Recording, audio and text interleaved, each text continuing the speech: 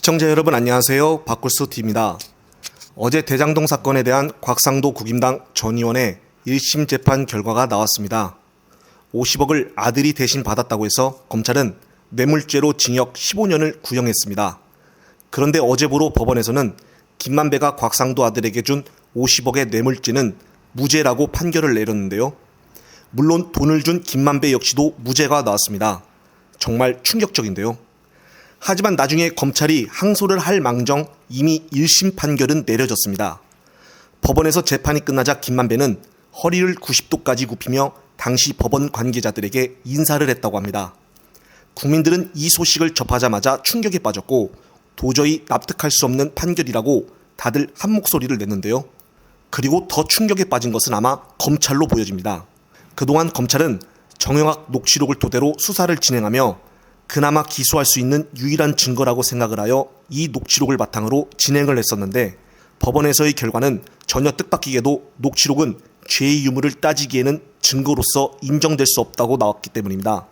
대장동의 주된 범인인 김만배의 목소리가 다수 나와 그동안 9년에서 10년 동안 있었던 일들에 대한 내용을 정영학이 몰래 녹취를 해놔서 거짓이 없었기에 신빙성이 있다고 대다수가 생각을 했었는데 법원에서는 인정을 안 한 것입니다. 또한 지금에 와서야 녹취록에 있었던 말들을 한 적이 없다고 강하게 부인하는 김만배의 발언에 녹취록의 증거 혜택은 더욱더 사실상 효력을 발휘하지 못하게 되었는데요. 그리고 현재 김만배를 변호하는 변호인단 또한 상상할 수 없을 초호화 변호인단으로 알려졌습니다. 따라서 산재 신청도 하지도 않았는데 산재라고 우기며 김만배가 곽상도 아들에게 준 50억은 그냥 의미 없이 준 것이라고 법원에서 판단을 했습니다. 정말 기가 막힌 일이죠. 어제 같은 판결로 인해서 앞으로 뇌물을 줄 수 있는 형태는 다양해질 것으로 보여지고 나중에 사건들을 판결을 할 때 큰 논란이 될 만한 판례로 여겨질 것입니다. 그리고 이미 어제부로 판결은 나온 상황이라 2심에서 다시 검찰 측에서 항소를 하여 준비를 할 텐데 문제는 무엇이냐면 정영학 녹취록이 법원에서는 증거로 인정이 안 되어 앞으로 검찰의 수사 방향이 어떻게 죄를 입증을 할지 난감한 상황에 빠지게 되었다는 것인데요. 그리고 더욱더 중요한 것은 이제 민주당 이재명 대표 입장에서 말을 해보겠습니다.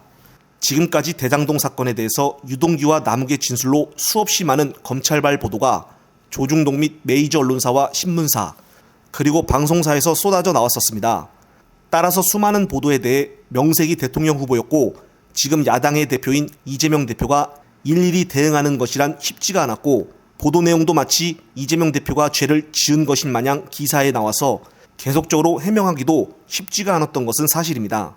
그리고 대장동의 주범이었던 유동규가 마치 정의의 사도가 된 것처럼 돌아와 다 말해버리겠다라고 갑자기 폭로하며 발언을 했고 거기에 맞추어 계속적으로 언론은 단독으로 보도를 쏟아냈습니다. 하지만 어제부로 정영학의 녹취록이 법원의 판결 시에 중대한 영향력을 끼치지 못한다는 내용이 나왔기 때문에 믿지도 않았지만은 유동규와 남욱의 진술은 더 믿지를 못하게 되었고 증거로 채택되기가 어렵다는 거 아니겠습니까?